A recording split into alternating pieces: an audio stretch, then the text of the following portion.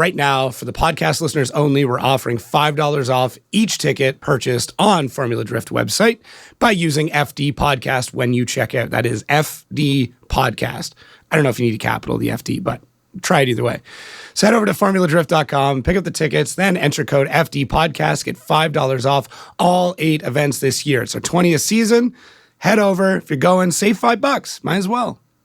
Hej Norge, velkommen til Outerzone. My name is Jacob Gettins. I know that was terrible, but if you couldn't tell, this week we are having a conversation with the other Norwegian driver. Actually, there's 3 of you guys now.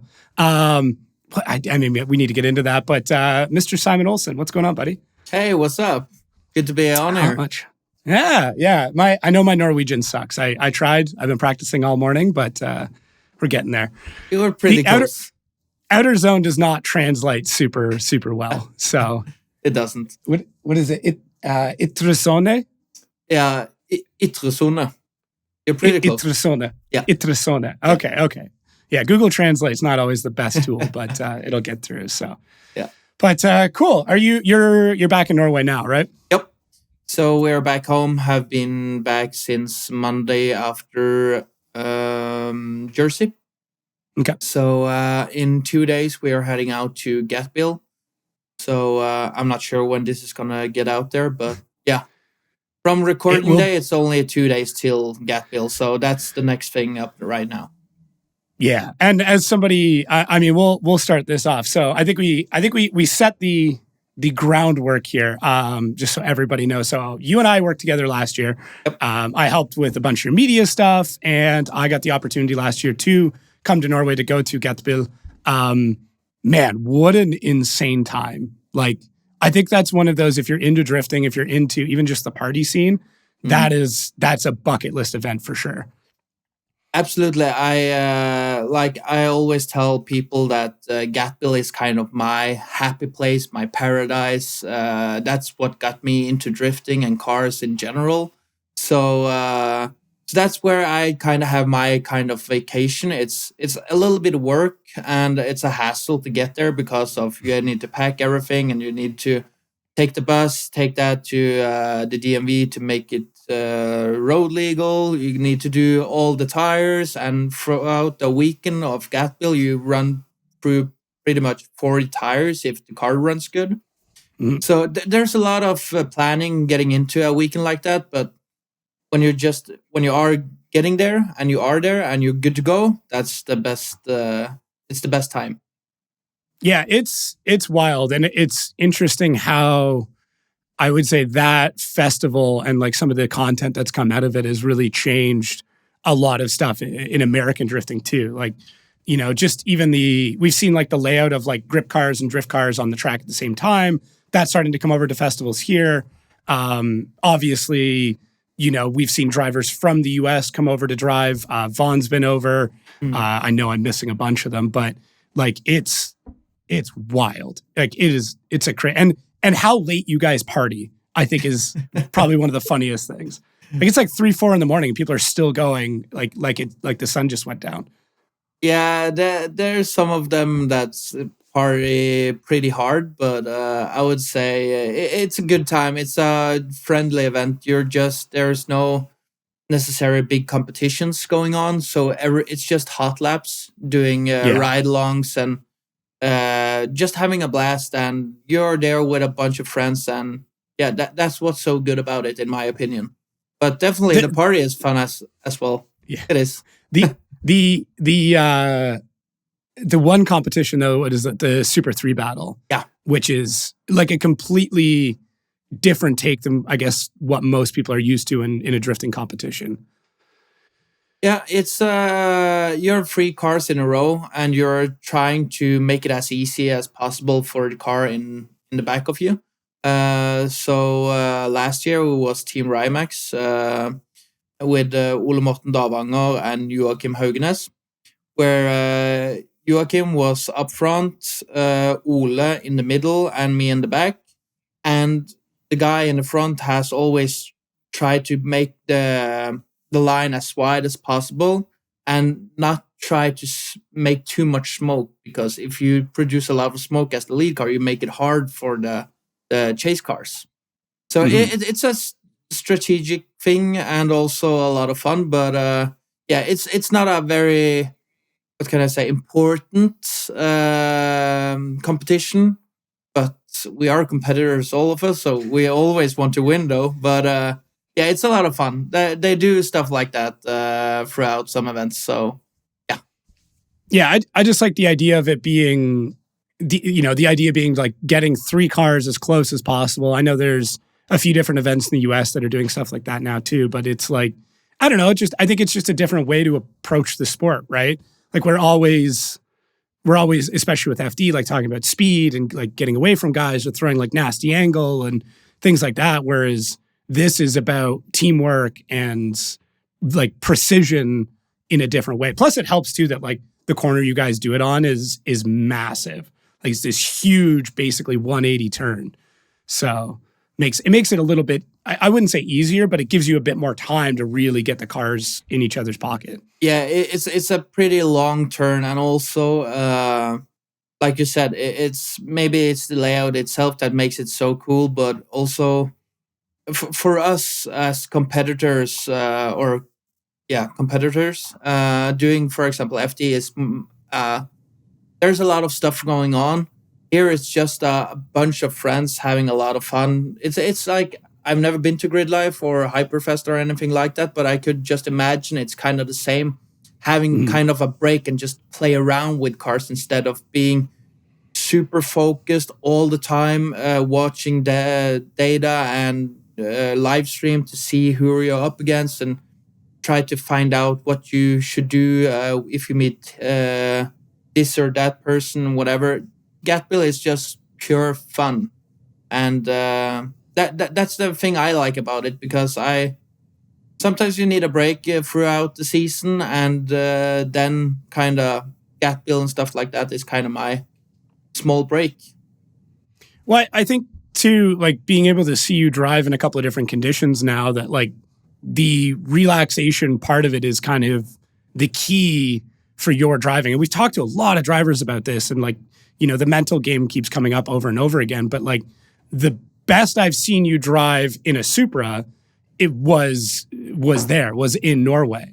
And this is nothing against, what you did in the USA with the Supra, but there was a lot more stress at FD with the Supra than there was in Europe with it. So it kind of shows me, at least, that like that relaxation, that not having to worry about shit is so key to driving well. Absolutely. I think to be a good driver, you have to focus on just driving. And that's the thing with the field suspension race team that I'm a part of now. Just being able to focus more than less just the driving aspect of it. Competitiveness in it is, everything is way better. Now I don't have to organize a lot of people. I do still have to get my flight tickets, of course, but not for 5 people or 6 or 7 or how many we are. Hotels, food, make the car get to the next event. I did get a lot of help from the guys with it, but if you break it down, I was the one that was responsible for all that. And just to get that out of my shoulders, I think that truly helped a lot to grow as a driver, specifically in FD. You're not having to worry about finding a spot to dump the gray water tank in Florida and burying the rig, right? Oh, you heard that? Yeah. Oh yeah. Yeah. Stuff like that. Just don't have to focus on stuff like that. It's very good. It's very good. Yeah. Well, let's go back. How does young Simen Olsen, from a tiny little town in Norway, because it's what, Lillesand, like, I mean, it's not even that, it's even smaller than that, really, because you're like the actual village that you're in's off to the side. But like, how did you get into this sport?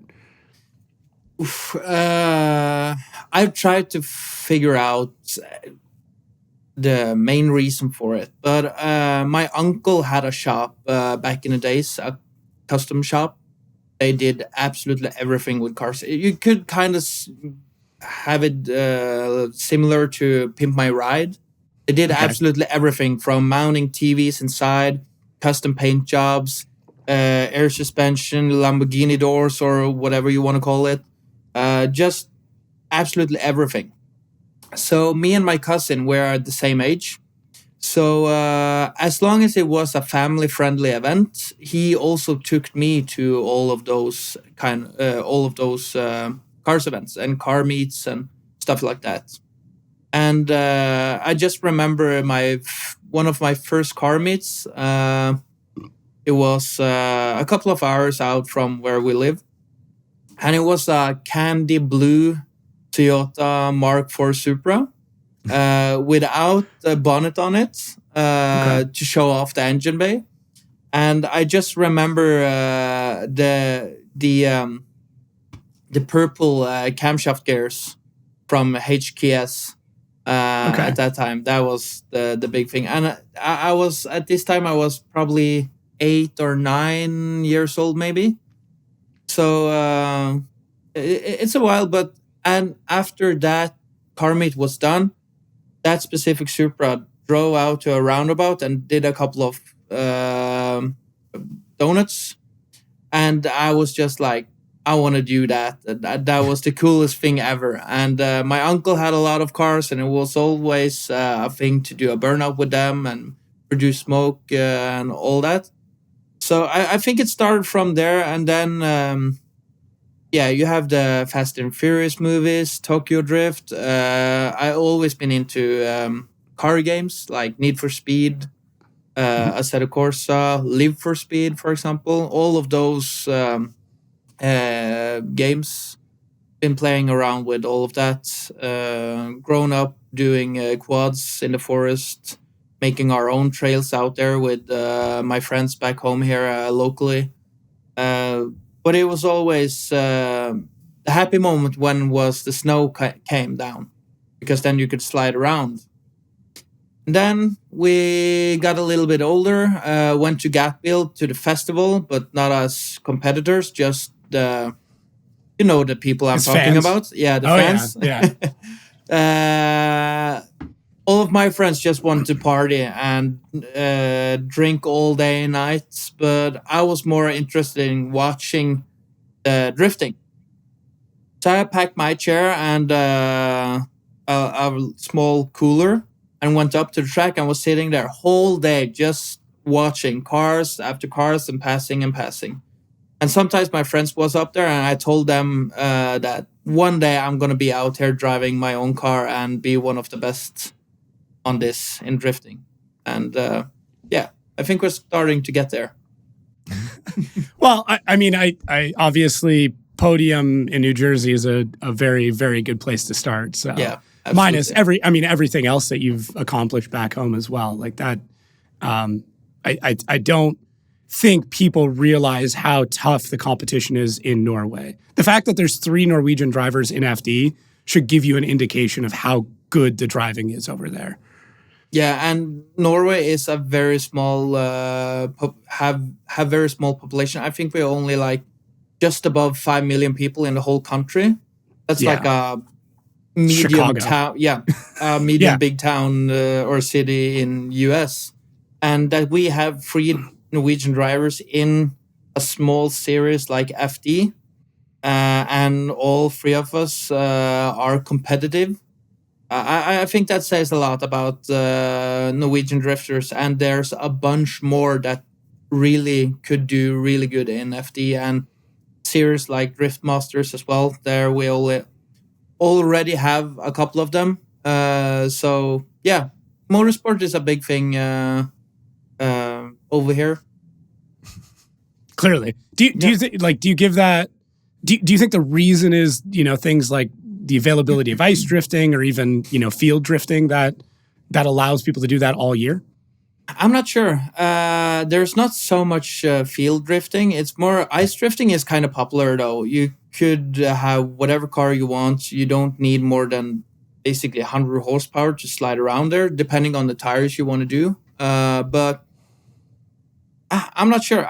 We do have Gatbill. Gatbill is so familiar with the regular guy in the street over here, so it's like everyone knows about it. And if you are interested in cars, you have been to Gatbill, or you at least have heard of it, and you know what it is.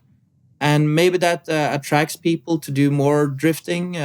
Just the 10 years I've been there, it's grown a lot since then. So I just think people get their eyes up for it and want to do the same thing. It's just, yeah, there's so much awareness. I think because the population is not huge and you have so many incredible drivers that come out of there, it becomes like a common name. Like, I didn't realize until I was there, like, how big Fredrik Osbo was, where, you know, I don't know if it's quite to this level, but like, he's a household name. Even if you're not into drifting, you know who he is. Yep. And I mean, I would almost put him at that like Dale Earnhardt level in America, where even if you didn't like NASCAR, you knew who Dale Earnhardt was. That's how Osbo is in Norway, where I would like talk to people and, you know, I'd say, oh, I'm here for drifting. I remember talking to somebody at one of the stores, and they were kind of like, oh, you're not from here. I'm like, no, not even a little bit. What are you here for? Oh, drifting. Like, oh, Fredrik Osbo. Yeah. And like, that was the connection that was made. I was like, I'm like, oh, do you watch it? They're like, no, not at all. Like, but you know who that is. So it is interesting to see how the sport has gotten so big there. And I mean, with that note, how big of shoes do you feel like you've got to fill in with something like that, where the name Fredrik Osbo is so synonymous with drifting, and then, you know, even you and Ulla, where like now you are kind of following in that shadow? Well, he has more. What can I say? Like, he has walked our path, and now it's our time to like try to follow him. He is the most winning guy in FD history, as far as I know. Yep. So it's like, yes, of course, he's the one you want to beat. He is the champion. He's a 3-time champion, as long as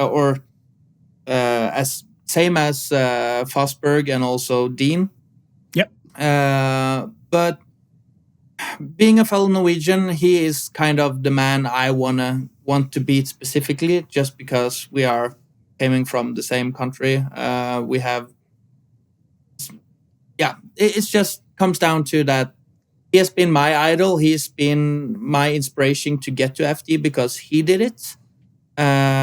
So not too much pressure. It's just that I want to show myself that I could do it too, kind of thing.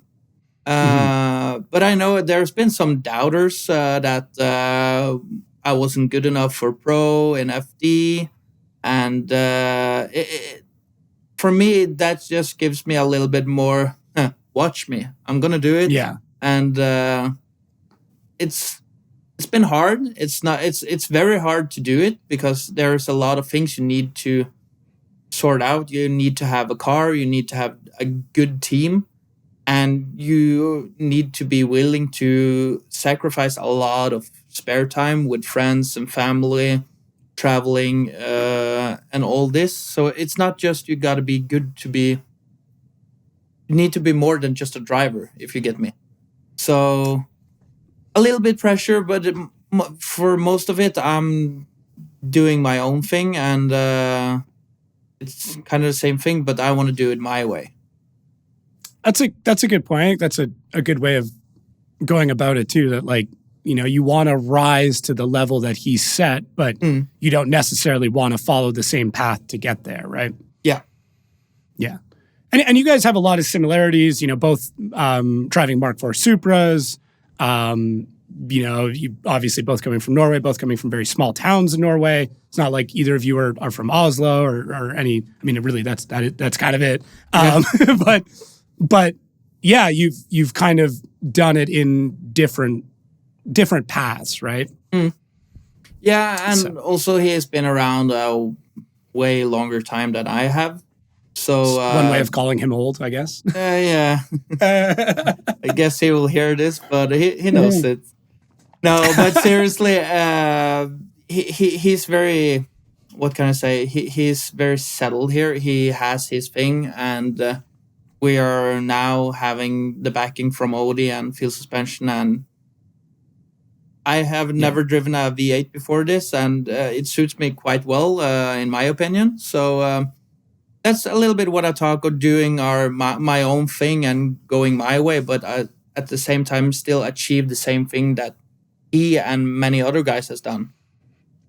How difficult was that choice in signing up with Audi? Because I mean, obviously, right now sitting back, it seems like the obvious choice, but at the time, you're kind of giving up the driver, team manager, running my own program kind of role, which I know is something you very much enjoyed the fact that you're like, oh, this is my team. So how difficult was that choice to then go, okay, I'm going to drive for somebody else now? Yeah, it wasn't a hard choice, but I took a little bit pride in that we did if you could call it my team, with my friends from home. We was literally just a bunch of friends trying to do as good as we could in one of the greatest series ever of drifting. So for me, it was a lot of fun that we actually was my friends that was helping me back home. It was the same guys coming over. Matthias that built the car, and all of that. It was kind of the same. We did the same thing, just in a different country and in a different series. So I took a little bit pride in that, having a full Norwegian team. I think that was pretty cool, but it wasn't necessarily my dream to do it with my own team. My dream is to win FD and, of course, try to be one of the greatest of all time. And or how can I put this? Like, I only just wanted to be the driver of the team, not necessarily being the manager or things like that, but that was the way I had to do it to get there. And when we heard of the opportunity to coming on board with Audi, I had a phone call with him, and we figure out like this is how it's gonna work. And I went a couple of rounds with myself, and I asked the guys, "What do you think?" And I asked them, and they all said, or at least what they told me, though, but was that was the thing we all was working for. We wanted to be in that position where I could like be more competitive, maybe, and also like eventually having a good seating, like for example Asbo or let's say Chelsea or some of the big names. Like in those kind of position, that's my kind of dream position to get to one day eventually. Is just, both of those guys did everything they could as a solo driver, and then eventually got the opportunity to jump on with a larger team and then just move towards a driving role. Yeah. So that's my dream. Like I want to climb the ladder. I want to start on the bottom and work my way up. So our intention was to start in Pro 2. But then PROSPEC come around and changed up some stuff that was hard for us because we already had the car. So we worked out a solution where we could just jump into Pro. And that's how that worked out. So, yeah. Besides of not doing Pro 2 or PROSPEC at all, I always was interested in climbing the full ladder and learn all the basic stuff before you are jumping on top and trying to be the best.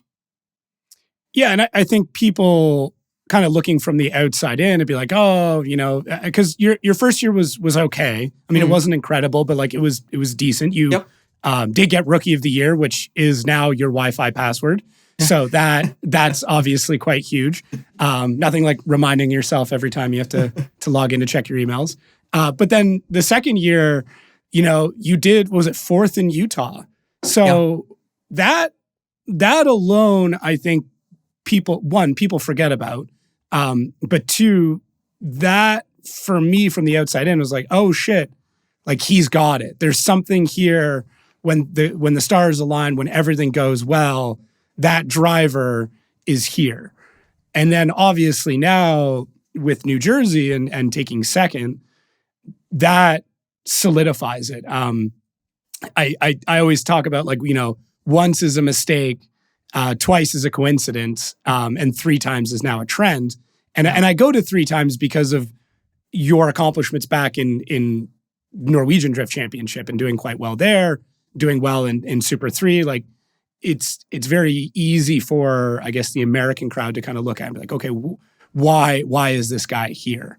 And I think a lot of those conversations just stopped. So that's got to be a nice feeling in some regard. Yeah, for me, that was absolutely huge achievement for me. It's been one of my biggest dreams since I heard of FD and started following FD for 11, 12 years. Who knows how many years ago. One of those carbon trophies has always been the big thing for me. And of course, the overall championship, having a podium there, hopefully a first place someday, but also it was just, you've been working so hard for the 2.5 seasons I've been in FD, and I never thought that trophy would come the first year because there's so many new things coming into play. I didn't know any of the drivers, the driving styles. I've seen them on the live stream and stuff like that. I've seen all the tracks, but I've never been there. I have never actually been driving with my competitors. So I don't, it's like certain drivers, you can tell he has a different style and he normally goes like this or that. So you're kind of familiar with how you would adapt to them. I'm getting there a little by little, but the first year was like everything's brand new. Like there's so much we need to learn and take notes from all this. And then second year will probably be a little bit better, but then yeah, we had some gremlins with the car and stuff like that. So now the third year, I have a lot of more data from myself. I know the tracks. I started to know all my competitors a little bit more. So it's easier to know what to expect when you're going against someone. And yeah, I feel like me and Jones are pretty good on that because we have been running a couple of times together this year. So it's like, you know how hard you can push, and it's like all of those things makes it a little bit easier eventually with time. So I think that's a big part of the second place, but also all the incredible help from the team, how much knowledge they have on those cars. It's just insane. Yeah, because by jumping on with Odie, you now get the knowledge of not just obviously one of the best setup cars in drifting, period. I mean, I don't think anybody can really argue about that, but also his insane knowledge of other drivers. Also, like, Amy being, I think she's won Spotter of the Year at least once, if not twice, like her knowledge, and then the whole crew. Like that's the part that I think people forget about, is that when you're starting, everything is new. It's a blank sheet of paper. You get to come in now halfway through a book that's already written and have all that info and be like, okay, cool. I don't have to learn that stuff. I don't have to worry about that stuff. Someone's just going to tell me, hey, this is the way this guy drives. This is what he normally does. And then you can just get behind the wheel and go. Yeah, it's the biggest thing where I see a big difference from when we used the Supra compared to now the S14.9 is that the setup we do get from Odie's notes from last year and his opinion on how the setup should be is like, for me, close to, I would say like 97% perfect from the first practice run. Okay. And then it goes just down to my own small preferences. Like I just need a little bit more of this or a little bit more of that. And then we work our way through that. But most of the times it's kind of spot on. Like from, I think it was Long Beach, my first event I did with the car. I didn't change anything. I just adjusted tire pressure throughout the day where it was cold or hot or what I needed for qualifying or top 16 or top 32. Throughout there, it was only tire pressure. I did not adjust anything else. But now I learned the car a little bit more. I trust the car a little bit more. So we're starting to play around, and I want to get some knowledge as well out of it. And it's starting to work out really well. So as somebody who grew up in North America, at least my entire life, even for me, the first few times I went to the US, it was like a small culture shock. How big of a difference is America from Norway for somebody who's never realized the changeover? For me, it's definitely the humidity in most of the places we go to. Right. For example, Orlando, Jersey is pretty humid too. St. Louis, stupid hot as well. California is it's a little more humid than it is back in Norway, at least where I'm come from. But I would say California is pretty close to what we have. So I would say the climate and the weather, way warmer. The sun is higher up, gets darker really much earlier over at your guys' place, but that's pretty much it. Like everything is bigger though. Like the roads are bigger. Everything that's just down the street is always 25 minutes away. From what I'm used to, and when it's just down the street, it's 5 minutes. So everything's so much bigger, longer distances. That's kind of it for me. Like I like it over there, but I'm very home caring, so I always said that someday I'm gonna move to America. But after spending a lot of time over there, it's nice to visit, but it's always nice to get back home to what you're familiar with.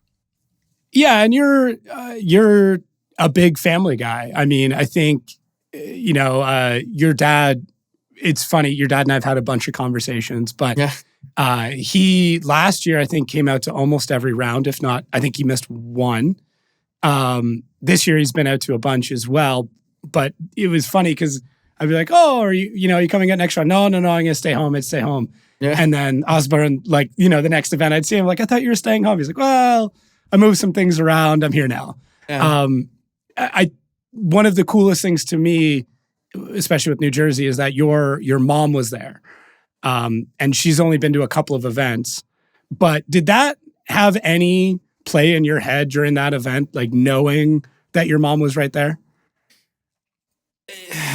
I try not to think about it, but maybe without me knowing, it does affect me in a way. But yeah, I love my family, and it's always nice when they are around. My dad runs the family business back home, so it's kind of limited on how much time he could take off. But last year he made it work pretty well. I think it was to 6 out of 8 events. And yeah, like you said, Jersey, having my mom and my sister there, that was their second event. So it's always special to have family or friends around, but I'm just trying to do what I'm supposed to do, doing my best out on the track and try to be staying hydrated and get the sleep I need and just focus on the race weekend and not try to think of who's on the grandstand or whatever. But it gives you a good feeling, of course. It does. I mean, I think honestly, the support ranges, like it definitely goes past just your mom and your dad and your sister. Oh, yeah. I'd like to present example A. Yeah. For anybody listening at home, this is a very large book with 2022 and Simen's photo on it, but can you explain to me what this is, what I'm holding here? So this is incredible. Yeah.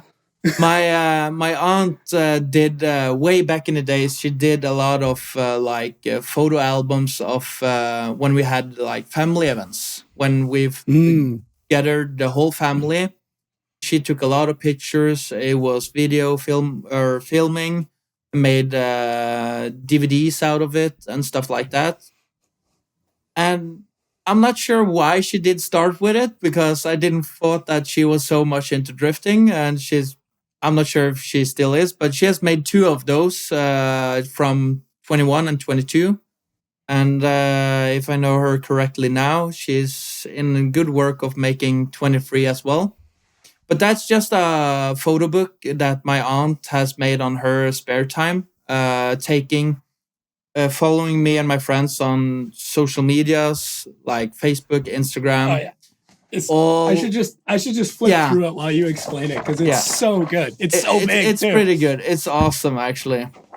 So she have taken out screenshots out of all the live streams, stuff that gone out on the social medias, on my channels and also FD channels.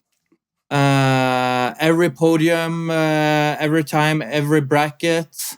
You can see everything. A lot of this is from the live stream that she is sitting down and screenshotting all of those photos. So it's pretty sick.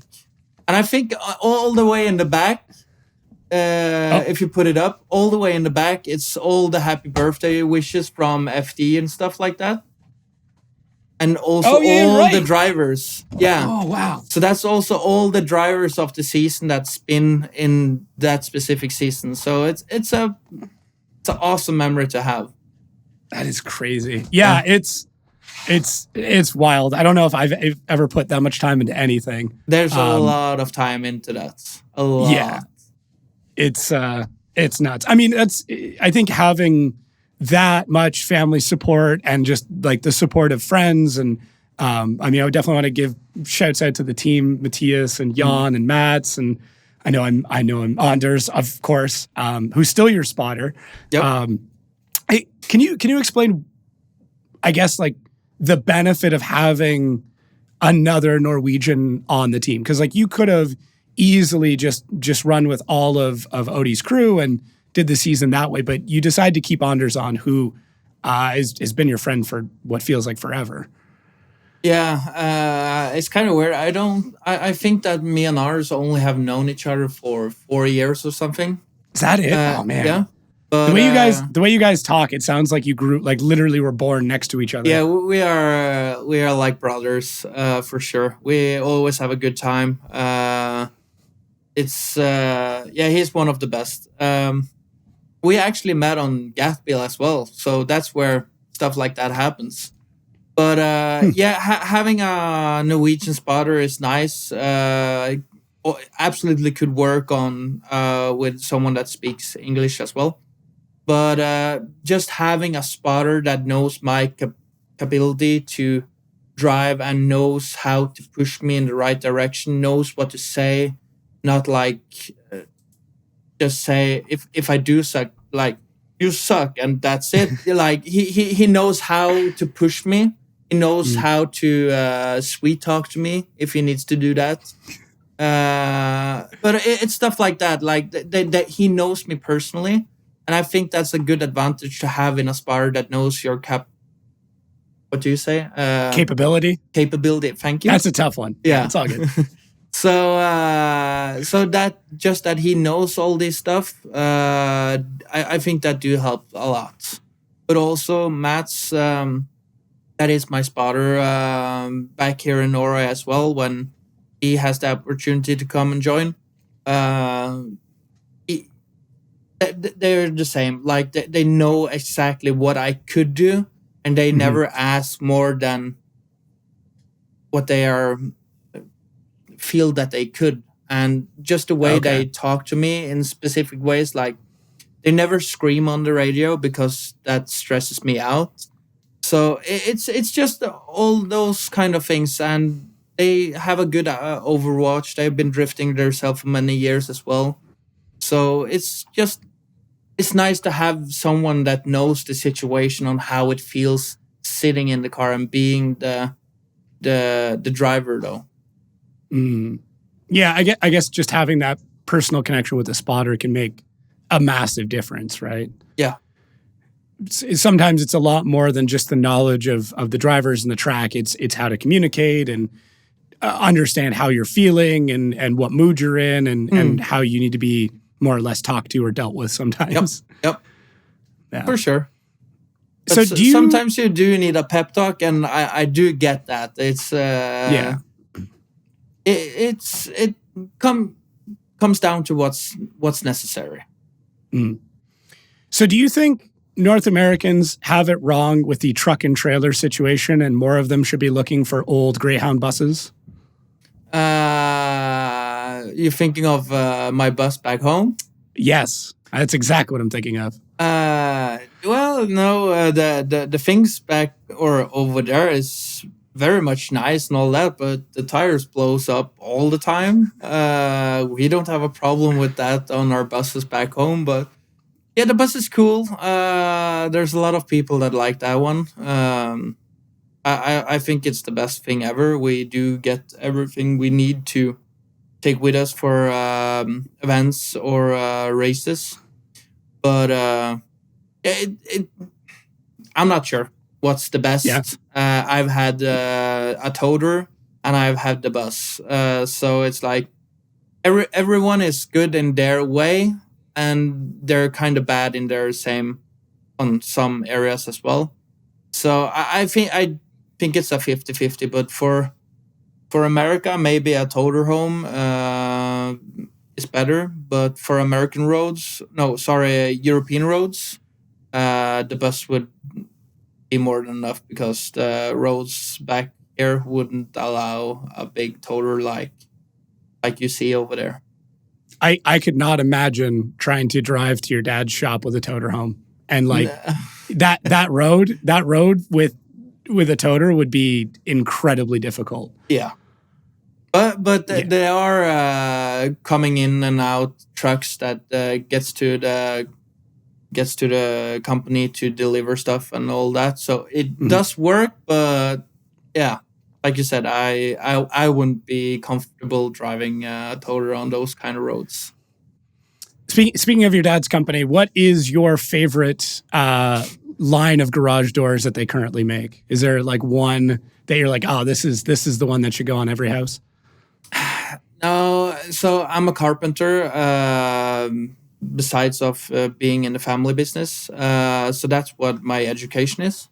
So I see it a little bit differently. Depending on the house, it's come down to what suits the house the best. So I don't have a specific garage door I really like, because it comes into play with what the rest of the house and the yard and everything looks like. So it's hard to pick one choice, but I do like the old ones where it's actually is wood garage doors instead of the aluminum garage doors that we do have now. But it's not so much service and maintains. Doesn't require that much maintenance to have them nice. So, but yeah, it's hard to tell. But yeah, I really like the golden oak ones. Those are pretty cool. So that's, I guess, that more or less explains what you're up to in between events, is getting your fingers full of splinters and smelling like cedar half the day. Yeah. I guess it wouldn't be cedar, would it? It'd be mostly pine? Yeah, we do have a lot of cedar wood as well, because we also make panels for houses and summer houses from cedar. Gotcha. So it's a little bit of everything. But the garage door itself is like 95% aluminum these days. Well, I mean, I guess I understand. There is something about it, like a nice wood finish, properly stained garage door, though. Yeah, it is. It is. So how much did Pikachu have to do with your growing up? Like how? Well, I guess it was a lot because I have a tattoo of her right here. So Yeah. no, Pikachu. Yeah, I guess you talked to my mom then. A little bit. Or maybe it was me telling you. I mean, the tattoo's a dead giveaway, but it definitely prompted me to ask a few questions while your mom was in town. No, I was a very big Pokemon fan in my earlier days. And my fantasy friend was Pikachu. So that's where everything comes together. And Pikachu was with me all over when I was, I'm not sure how young I was, maybe 3, 4. Maybe you know better than me. But yeah, he was always with me all over. So now I want to have a memory of that and just remember my earlier days. So now Pikachu is still with me all over again. Everywhere I go. I heard it. It got to the point where your mom had to set a place at the table for Pikachu, and there was always an extra car seat in the car for Pikachu. Yep. She apparently once almost closed the door on him, and you threw a very large fit. So it was a serious friend, you can tell. Very serious. I can't say much. I had imaginary friends too, but it's just interesting how prominent it was when you were a kid. So the fantasy was there for sure. Yeah. Hey, I mean, I think if I could have a Pokemon now, I would definitely do that. I had kids that are kind of like Pokemon, but not quite the same. No, it's many years since I watched Pokemon, but it's something special. I do like it. And Pokemon cards are now pretty expensive as well. So I guess there's something there, but yeah, it's just a nice memory from my earlier days, and all my tattoos has some meaning in some way. So it's just a part of it. My goal now is to have people come up and bring you like little Pokemon stickers at events and stuff. So if you are listening to this, you are coming to an event, Simon will be very happy to sign your Pikachu. Absolutely. So what has, when your second year you partnered with Jonathan Hurst, what did you learn the most from Mr. Cash? The honest one, or I'll take any of them at this point. Being on the road with Jonathan was a blast, to be honest. But he's a cowboy. He's a cowboy for sure. I just remember all the tools in one bag. Like if you needed a 14 millimeter, it was like you had to get down there and you search through everything. It was like it was a show. It was a show. But no, Jonathan is my best friend. It's always a good time with him, and it was a lot of fun. But if there's one thing I would say, and this is probably the honest one, that's just to don't care about the card. Just put the rear to the wall and floor it and talk yourself good. Like I was always like, yeah, we're gonna go out there and see what we can do and do our best. And Jonathan is the opposite. Like he's like, I'm gonna go out there and kill it. I'm just gonna be the best, and I'm gonna win practice. I'm gonna win everything. The one that just go out there, don't care, just drive and do your absolutely best and try to. If you have the mentality of winning practice, I think. Don't door people all the way around and make sketchy situations. But if you have the mentality that you are the best, I think you will be the best. How long did it take you to finally accept that Chili's was a good restaurant? That was until I think that was in Atlanta this year that we finally took our time to go there. And it's okay. It's okay. Yeah, it's no Longhorn Steakhouse, but no, it's not Longhorn. Longhorn is the best. Longhorn or Outback. Those are pretty Outback. Good. Yeah. Right. Yeah. Bloomin' Onion, and then New York strip and a cold beer is pretty good. Yeah, you have all that, but what is it that we normally have? You guys get like the baseball sirloin No veggies, just potato. Yeah, potatoes and a lot of barbecue and some seasons and steamed broccoli. That's my favorite. Steamed broccoli. Gotcha. Yeah. And a big glass of chocolate milk? Not for a steak though, but every morning I have chocolate milk. Yes. Hey everybody, Jacob here from the Formula Drift podcast. We have an awesome deal for you. So if you head over to shopfd.com and use coupon code podcast23, you're going to save 20% on any merch. So anything you can find on that website, use podcast23 at shopfd.com. Save yourself 20%. Hats, shirts, lanyards, whatever. Just use the code. Save yourself some money. So why not? Don't stop listening. Wait till the show's done. But then head over, shopfd.com. Use podcast 23.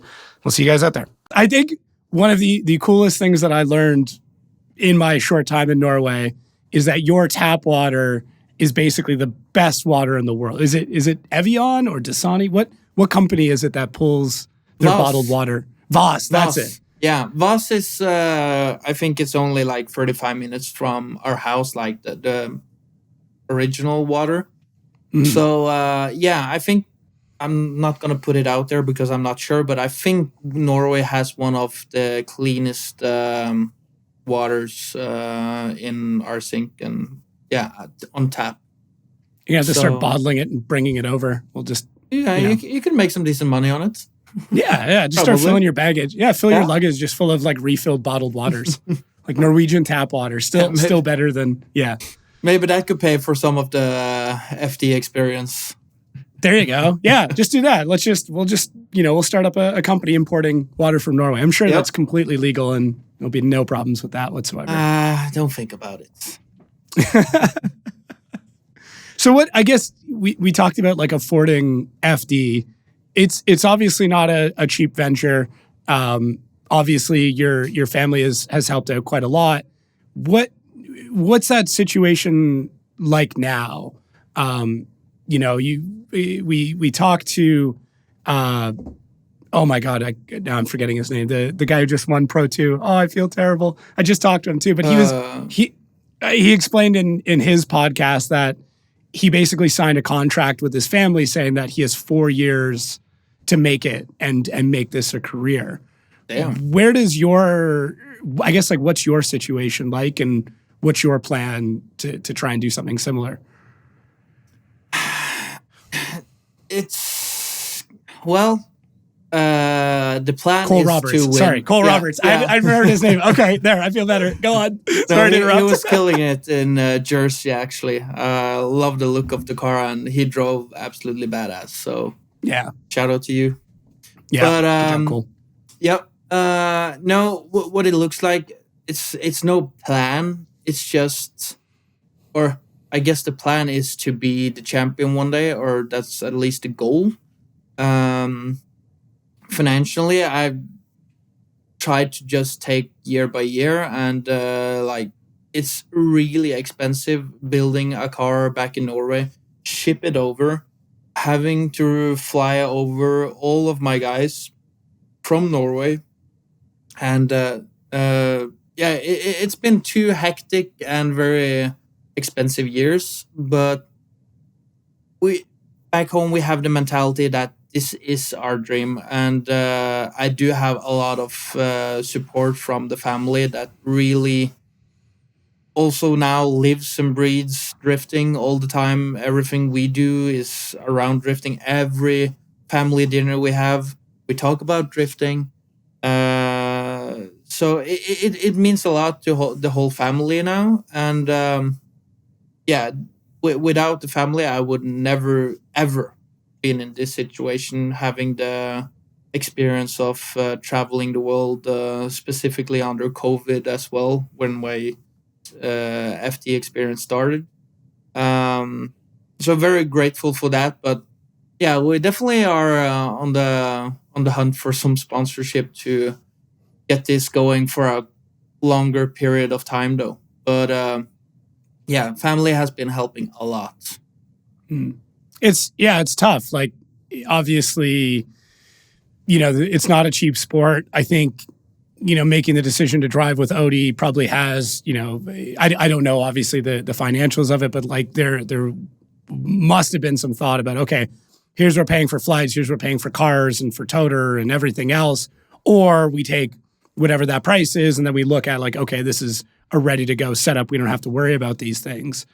And I'm sure that plays some factor into it, but obviously it would be nice to sign with a company that could be title and then help cover those costs with Odie's team. Yeah. So is there like one in particular that you would love to sign? Like if you could just pick any company in the world and be like, hey, this is who I'd like my title sponsor to be. Who would you pick? That's I've actually never thought about that in that way. Vosswater. Yeah, Vosswater, or having a Norwegian company that was interested in this and having some interest in being promoted in US. Of course, that would probably be a little bit easier to. I mean, if you're gonna have a title sponsor, you gotta give something back at least. So it would be very good if it interfered somehow with drifting or cars related, but. I don't have a one specific brand or company that I would like, but yeah, no, I don't know. I've never thought of that actually. So yeah. Well, the hard part is just having that marriage of Norway and USA, right? Because it'd be incredible if it could cover.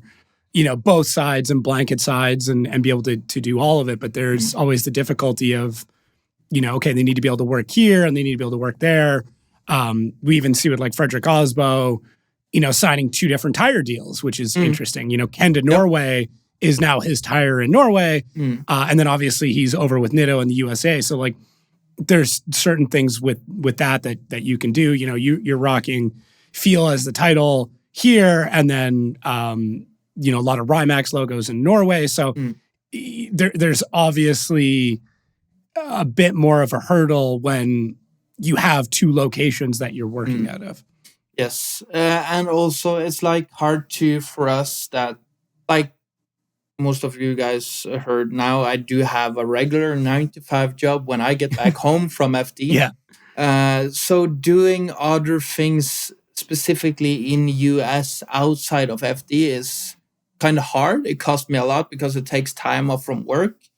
And also like I'm home caring though, but it's hard to do a lot of and being in the country for too many days for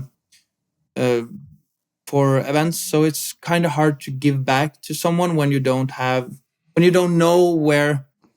Now that I'm with Odie, for example, I don't manage the cars, so I'm not sure where the cars will be at all times. To give back to sponsor if you're gonna have a test day with them or a track day with a company or something. But yeah, I'm sure there's a lot of other ways to work that out. But in Europe, it's nothing compared to the sponsor market that you guys have in US, and that's also. We are not familiar with that over here. So it's like super new to me to work with sponsors and try to find sponsors and deliver to sponsors. But that's a part of the learning curve. So so we are working constantly with it. But yeah, it's I do see some problems being fortunes because travel and distance and stuff like that for sure. Yeah, I think that's something, I always try and talk about, obviously, like difficult things to talk about or that nobody talks about. And the sponsorship and the money side of it is like the most taboo part of racing, which I mean, maybe if I was a driver, I wouldn't want to talk about it more, but I don't, hey, that's not me. I'm the guy who gets paid to talk about stuff. Yeah. So yeah, I don't think a lot of people realize how maybe cutthroat the sponsorship industry is in the US and how different it is than it is in Europe. And the expectations are so much higher. And in the US, there's so much more that people can pick from, right? There's so many racetracks, there's so many different series. Like, we're very focused in on drifting, but go look at how many dirt track races are running every weekend, or how many drag races are, events are running every weekend, or whatever. Pick any type of racing, even the weird shit like that, like mud, like swamp bogging stuff that's got tons of money into it, right? Like in Europe, you have a lot of racing, but the saturation isn't the same as it is in the US. No. It's weird. As long as you're not into go-kart or Formula One in Europe, it's like they don't care. It's not sponsors. It's hard. It's a very different way of operating stuff in Europe compared to US.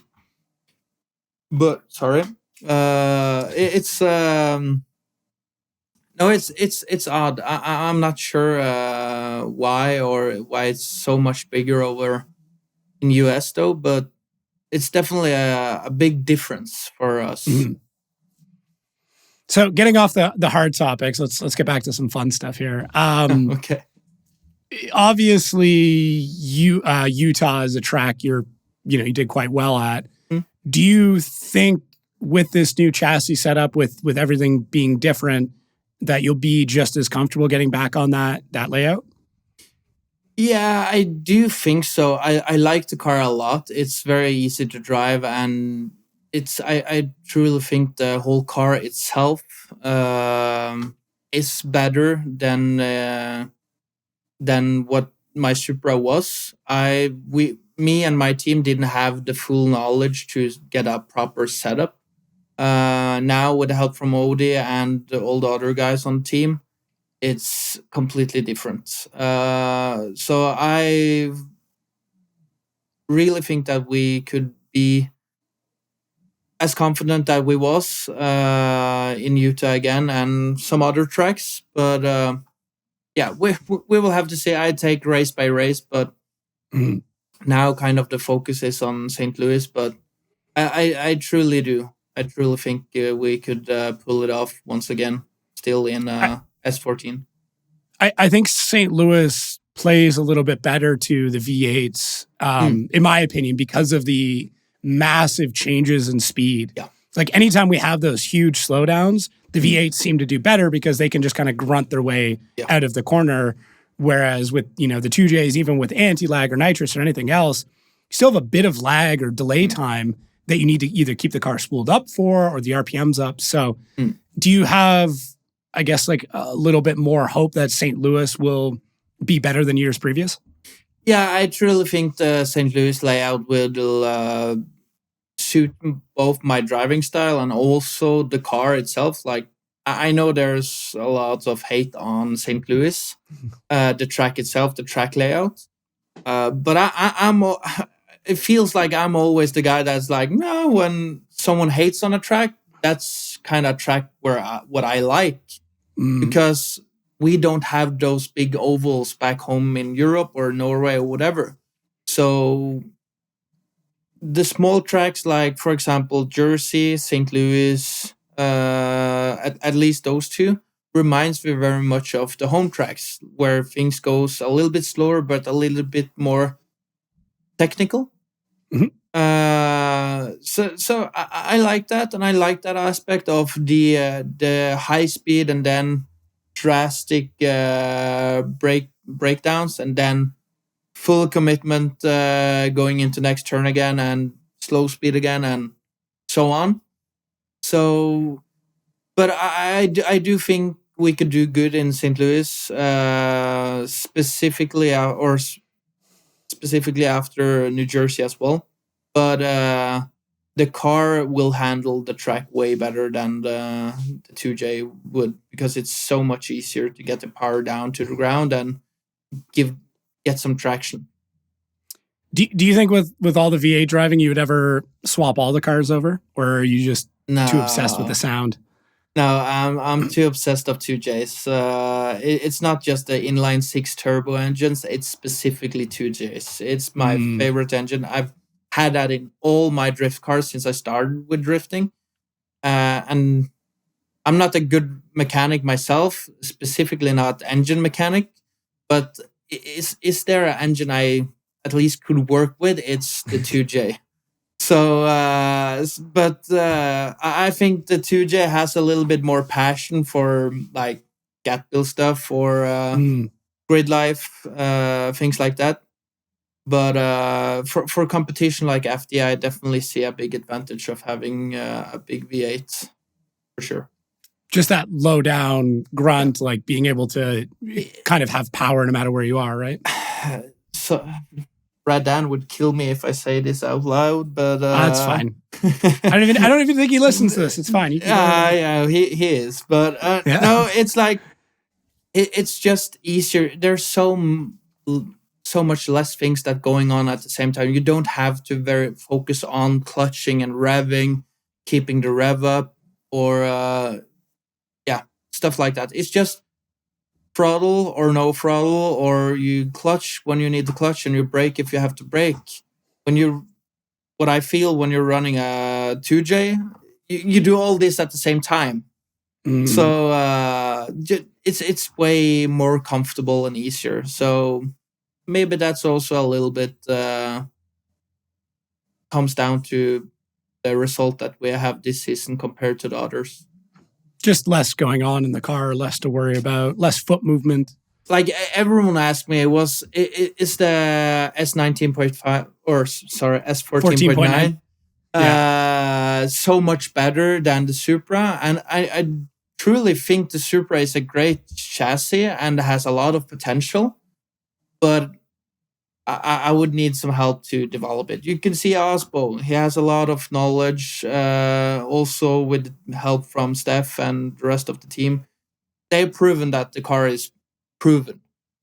So it's definitely something there, but I just myself doesn't have the knowledge to get that proper setup. So with like I said again, with all the help from the team of field suspension, the Nissan treats me a little bit better.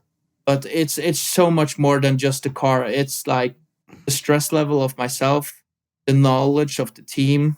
We have now way more experience on the tracks. We know how it goes around. Like first time I showed up to FD, I didn't know where Wilco was or what it was. And I didn't know who to talk to, stuff like that. So just having all that sorted out makes life so much easier. Yeah. Not a lot of experience riding Lime scooters or anything else. So no. I'm sure it was all a learning curve. Yep. Thankfully you landed in grass with that experience. Yeah. I remember that. No, don't do those. It's dangerous. Yeah, it's a trap. They'll cause problems. Yeah. Yeah, I think all of those little things are what add up to being better, right? We've talked about the mindset and taking things off your plate and just being a driver, but everything from not having to worry about picking up tickets to not having to worry about, where this thing is coming from or that thing is coming from or, whatever, all makes it easier. Do you find now you're doing less to, I guess, take your mind off things or doing more? I know you very much enjoyed going to like get a massage and stuff like that before. Are you doing that more now because you have more time to do it, or are you doing it less because you don't feel like you need to? I definitely feel I do it less. I feel there's a lot of less things going on. Like I come in a little bit later to the events where the team takes care of a lot more. But I do like to get my hands dirty and help out if I have time or if there's something that I could help with. If there's nothing I could help with, I feel that I just are in the way of the other guys.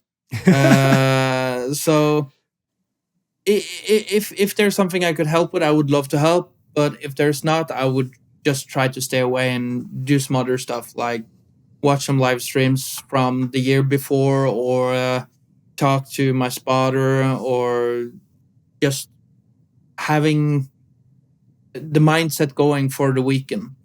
But I always love to help out if there's something I could do, but like I said, if there's not and it's working on cars and stuff, I just say, hey, I will be over here. Let me know if you need me. Or yeah, that it works way better that way. But the stress level itself this year has been so much better. Makes it easier for me to take care of the European program. Makes it easier to stay focused when I'm back at work and actually be at work. Also try to hang out with friends back home in the time off in between races. Is way easier now that you don't have to focus too much on logistics and stuff like that. How much driving do you have booked this year in Europe? Like, is there any other rounds that you're doing or other stuff going on? So we did the Norwegian Drift Championship. Was only one round this year. So we did that. Got a second place there. Then we have our first Gatbill event this upcoming weekend. That's 4 days of drifting. Mm-hmm. Then we have the late Gatbill event in September. And then we have Iron Drift King in Germany. So you are doing that? Yeah, we are. Damn. So we have done that 2 other years before. And Mm-hmm. I really like the venue. It's super cool. It's a lot of cool drivers that you normally don't meet because, yeah, I don't run Drift Masters. So it's cool to meet a lot of other drivers throughout the whole Europe and go drifting with them. It's a pretty cool experience. So Yeah, I think that leaves us with in total of 12 events, and we have maybe one extra. Bless you. Thank you. And I think we might have one extra event that we just have an open spot for now, but we will see. So in total, 12 full events, weekends of drifting a year. That's without ice drifting. Yeah, which is like a whole other.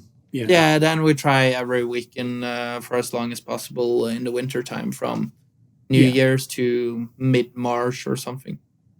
Yeah, that honestly, that trip that we took with Jonathan, him in Norway was one of the funniest things I've ever experienced in my life, because he was just the biggest fish out of water.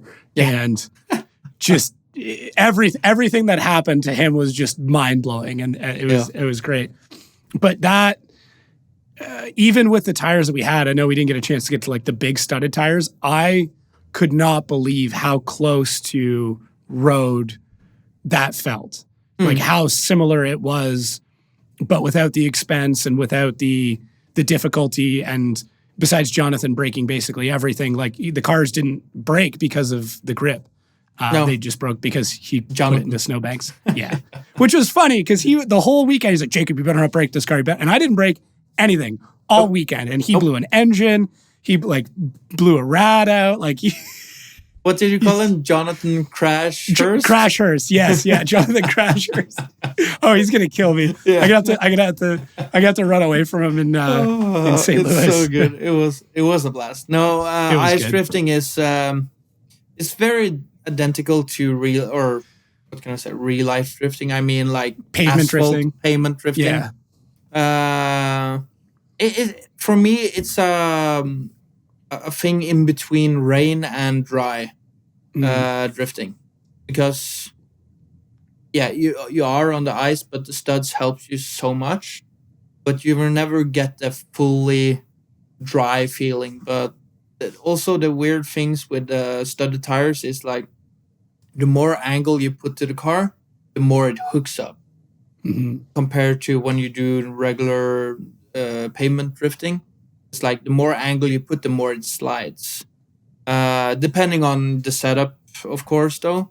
But just overall, in general, on the ice, it's almost impossible to do a backy with the big studded tires that we normally use, because it's so much angle and it's very low horsepower cars. But yeah, it's a lot of fun, and I at least try to don't care too much about the cars and get some really good tandem battles. But yeah, it's a very good practice, and a lot of fun. Yeah, it's wild. And if anybody has any opportunity, no matter where in the world, to go do it, I cannot stress enough just how much cheap seat time you can get, and how oh my God, it's so much fun. Yeah. Yeah. Absolutely, I agree. Yeah, I did an absolute blast. Even though, like I said, I'm not a great driver. I've made that quite clear. Like, that's not my expertise. You did good. I did okay. Yeah, I'm good at, like, I kept saying to you guys, I'm like, hey, if you just want to like chase somebody slow and practice that, get behind me, because that's all you get. No, I got doored a few times though. Yeah, but you did awesome. So it was a lot of fun having you guys over there. Yeah, I think we do it again for sure. I would like to make that trip out again. As much as I wanted to be at Gapbill this year, I just couldn't make it work. It would have been great again, but we are too busy.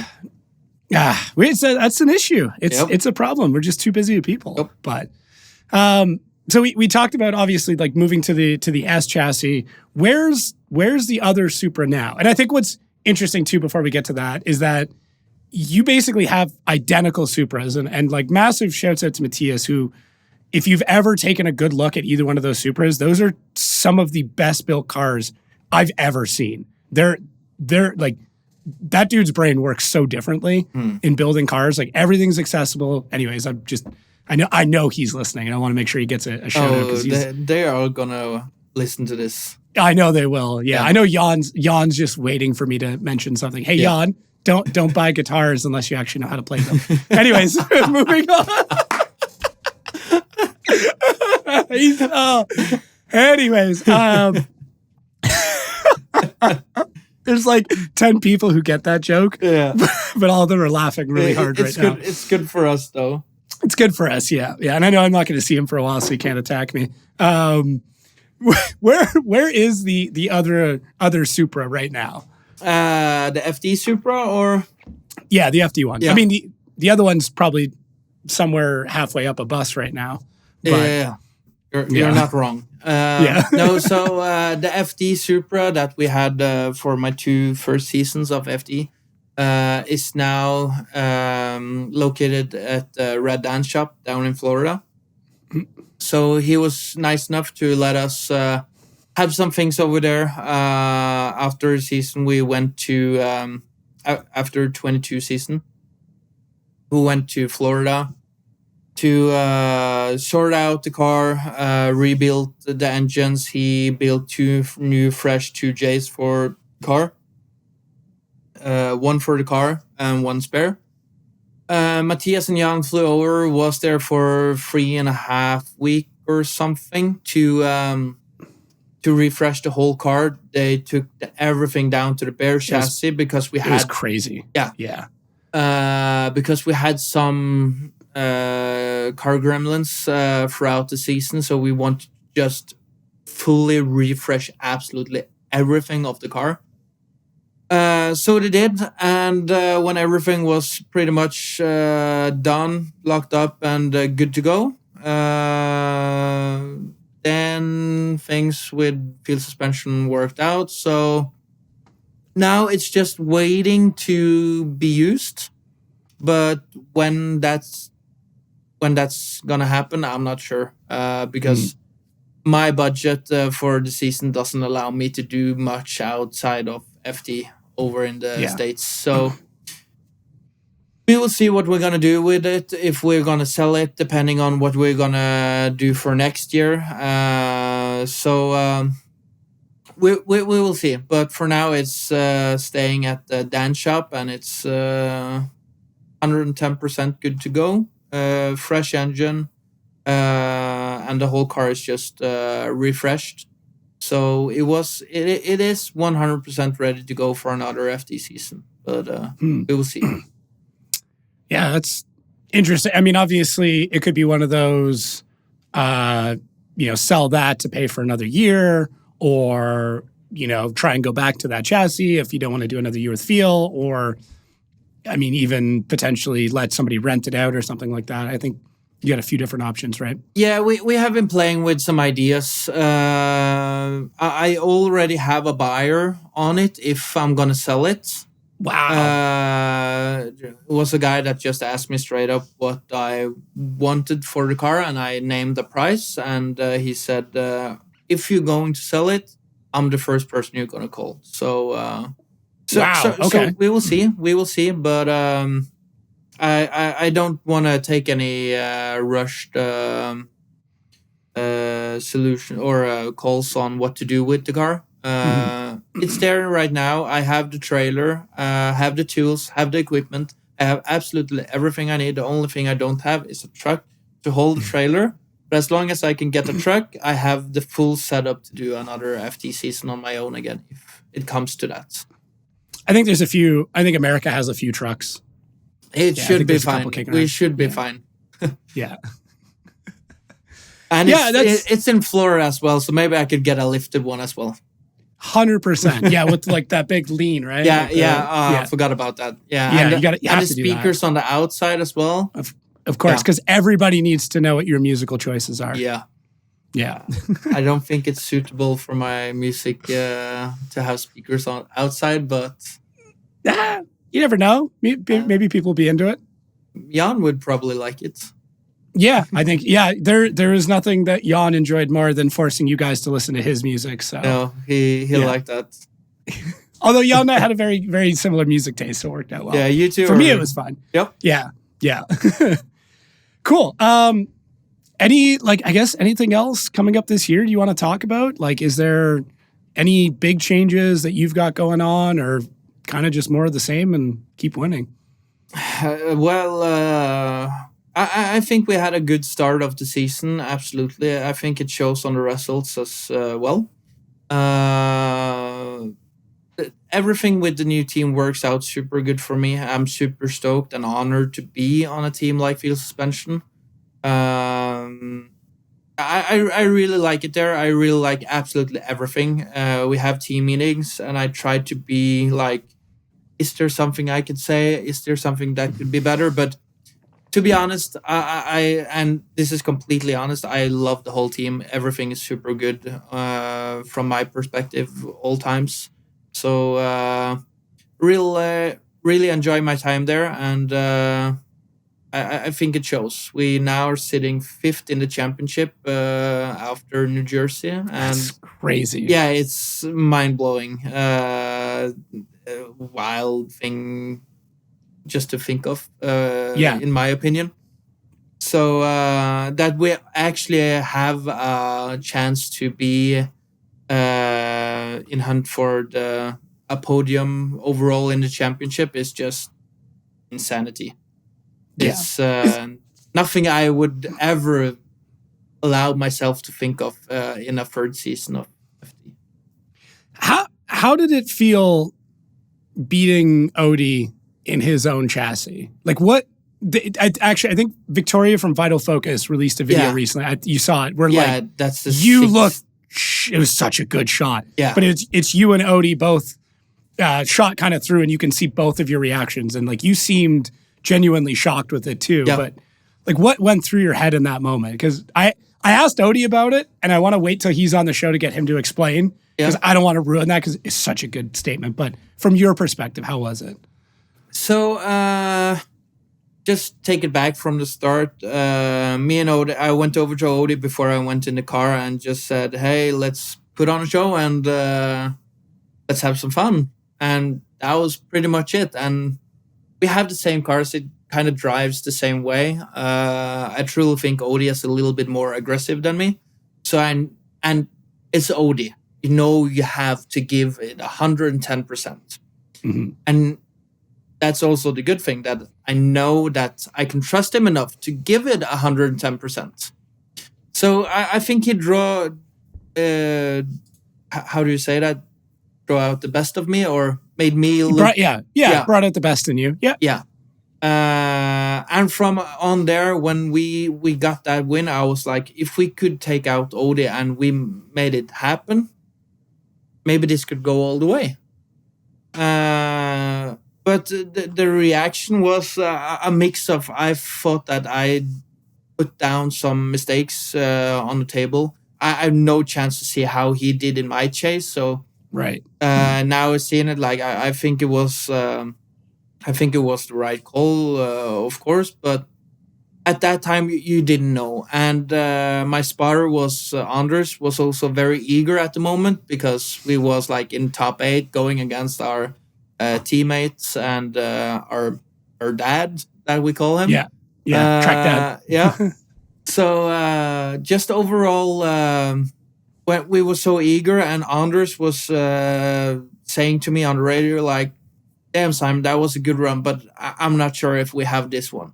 I was like, "Shut up. I don't want to hear anything. I want Matt Sofa to point on me or Odie or do a one more time thing. Yeah. Like, I don't want to hear anything after that." I just need to know. Yeah. So I just unplugged it and I was waiting, and I was starting to let myself down because I was like, "Oh, well, we are in the top 8. It's Odie. It's okay to lose for your teammates. I do wish him the best. I hate being meeting him in top 8. I would rather it to be the final so we both could get some serious good points."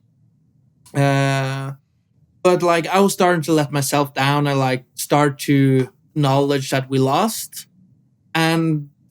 But I wanted to win so much, and I was feeling very comfortable in the car as well. So it was like, if we could get a podium, I know this is my chance. Like I feel that we could do this.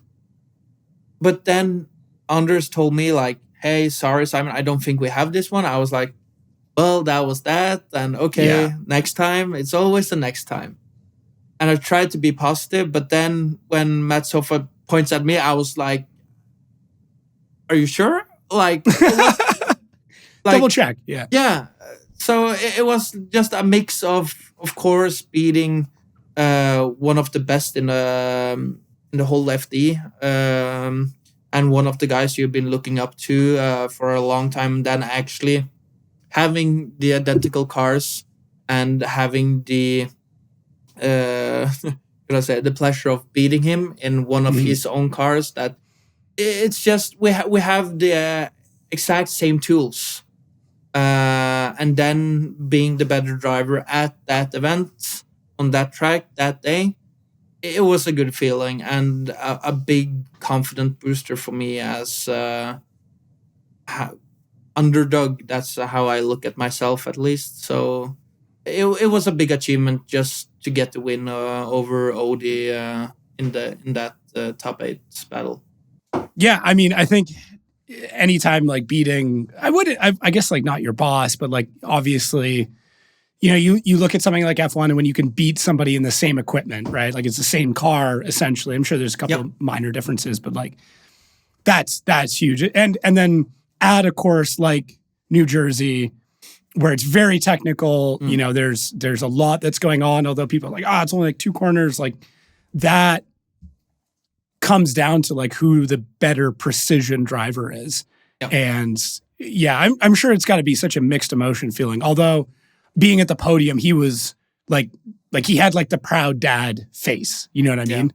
Like you could just see it. He's just sitting there and he's like kind of doing it. I was like, that's my boy. So I don't, obviously he's not mad or upset. I'm sure he would prefer to have won as anybody would. But yeah, it was neat. Actually, he hit me when I was there and he's like, "Hey, he's doing a podcast soon, right?" I'm like, "Oh yeah, we'll get there." Yeah, we've been waiting for this moment, all of us. I know. This episode I was very excited for just because of, you know, you and I being friends. So it works out a little bit better. And the fact that your mom was like willing to help me out with it. So yeah.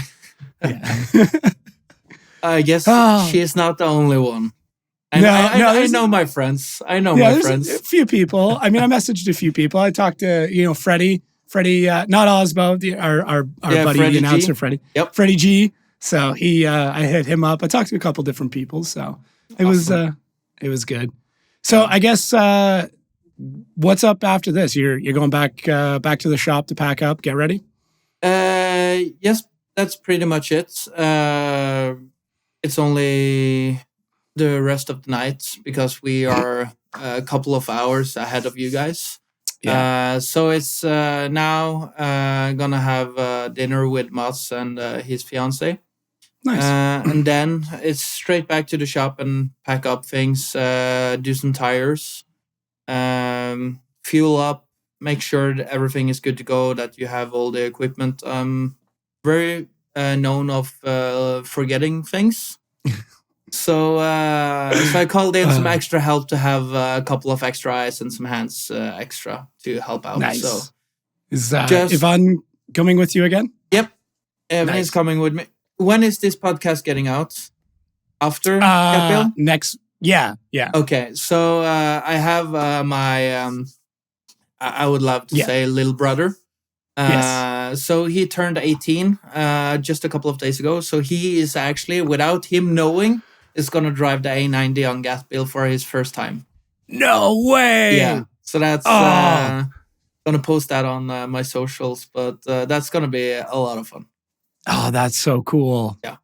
Oh, that gets me so stoked. He's such a good kid too. He's one of phenomenal driver. I was just going to say, so like, that's one of those people that I could see easily doing very, very well. Yeah.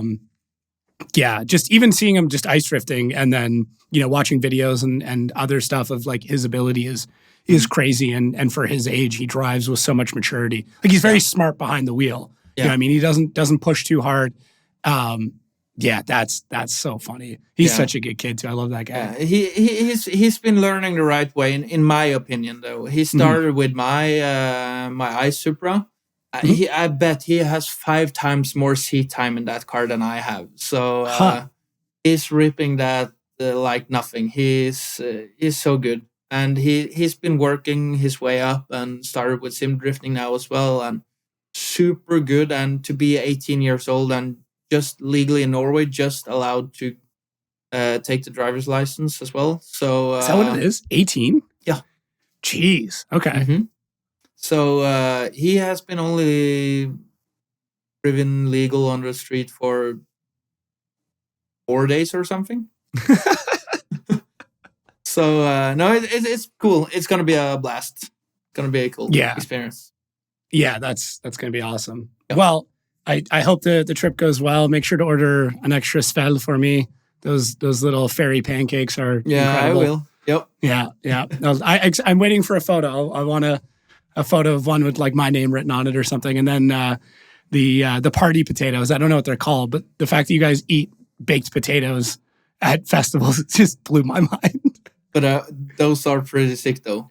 They're really good. Really good. After a couple of drinks, man, there's nothing better than a baked potato with like cheese and corn on it. I didn't believe it. Right. It's good. Yeah. It's a very common festival food over there. So yeah, those are really good. Well, I can say I'm very much looking forward to seeing the vlog that comes out for your second place. That's going to be nuts. I think you've got a vlog that like no one talks about. That really, like, I'll make sure to link it down in the show notes because it provides such a good insight of what this is like for you. I some shameless plug, like obviously I helped out with the stuff from last year too, but like the Utah one from last year I think was probably one of the coolest ones. So if you guys do want more drifting content in your life, I would say, start from the beginning, but the Utah one from last year was probably my favorite. Yeah, it's a good one. There's some pretty good reactions in there as well. Yeah. Yeah, so, I'm happy you're not swearing on the live stream anymore. Yeah, I've stopped doing that. I was caught up in the moment. Did your mom? What? Yeah. Did your mom give you shit when you swore on the live stream? I don't. None of the guys back home noticed that. I think I've never got anything of it, so I think I was good. But when you're learning another language, the first words you learn is swearing. So of course, I just think it's naturally a thing. But it was bad. Not on live television. Well, your interviews have gotten better. You're not swearing. So. Yeah. I'm sure it's weird. I can't imagine what it would be like to have to take an interview in a language that's not the one you speak the most. No, it's second language, but yeah, it's a part of the work, and I love being here. So thank you for having me. Yeah, dude. I'm like I said, I'm super happy we got to do this. For anybody listening, make sure check the show notes. We always leave links to the driver socials there. So I'll leave all that. Maybe I should leave your Snapchat in there too. I don't know if you need more Snapchat followers, but nah, Snapchat is a little bit too private. You need to get Snapchat first. And, I'm not getting Snapchat. You have to. No, so you can I don't see have all to. the dumb things I do back home. Listen, I've experienced enough of the dumb things that you do. Okay, I don't need to see it every day. Cool. Well, I'll let you get back to it. I know you got a lot of packing and stuff to do. Try not to forget anything. Try not to be late. I'm sure you'll be okay. I will do my best. Cool. And for everybody listening or watching at home, thank you so much. If you are listening, make sure to watch because I flipped through that book a little bit. I'll see how we can get that into the reels to show some of these pages. Anything else from you, or are you all good? No, thanks for having me on, and thanks to the fans listening to this. And if you guys have any questions for me, shoot me a DM in Instagram, Facebook, whatever. Would love to help out if there's anything that you guys wondering on. And thanks for following. Yeah. Well, thanks again, everybody, for listening and or watching. If you like this episode, make sure to share it. Go ice drifting if you can. Make sure to follow Simen, all that stuff. For everybody back in Norway, thank you guys. Thank you everybody for the support. I actually see how many Norwegian listeners we have. So that's always kind of cool. And I know I can name like 10 of them. Yeah, you have some friends over there. I know. And I very much want to go back. I very much want to go back. I have to. So I'll try and plan something. Maybe a different GAT build this year, one later in the year. Maybe I'll make it out to Iron Drift King. I don't know. That would be awesome. That'd be cool. Yeah. That one, we'll talk about that one later. We do. So, yeah, maybe FD needs an ambassador or something to go there. I'll talk to Ryan and be like, listen, we should send an FD representative. We should. Well, Ryan was down there last year, so maybe someone else has to do it this year. I think I'm willing to I think I'm willing to do that. It's a big ask, but I'm sure I could fit it in. Yeah. We'll have a talk with him. Yeah, we'll have a chat. All right. Well, thank you again, Simen. Thanks for everybody for listening, and we'll catch you guys next week. Thank you, guys.